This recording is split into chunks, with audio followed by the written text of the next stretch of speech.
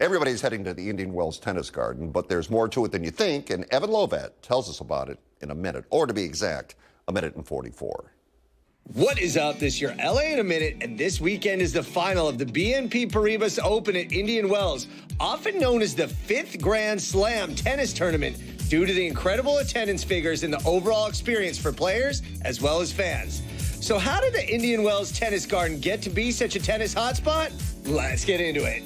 The tournament was founded in 1974 by former tennis pros Charlie Passerell and Raymond Moore.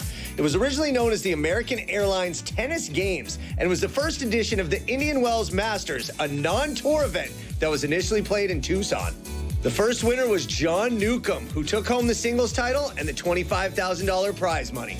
Between 1977 and 1989, the tournament underwent several iterations and had multiple sponsors. It was also held as part of the Grand Prix Tennis Tour.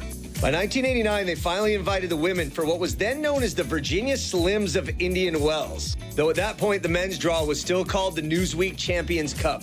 Today, the tournament is played at the Indian Wells Tennis Garden, which has 29 tennis courts, including the 16,100-seat main stadium, which is the second largest tennis-specific stadium in the world. The Indian Wells Tennis Garden ushered in the new era of the tournament in 2000 after a little more than a year of construction, with the first edition of the tournament being the Tennis Masters Series at Indian Wells.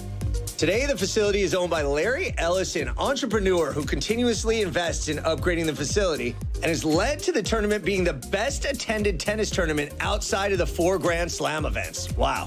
So Indian Wells has become a premier tennis destination for fans all throughout the world. And the finals are this weekend, so make sure you catch them. All right, LA. All right, Desert. It's been a minute.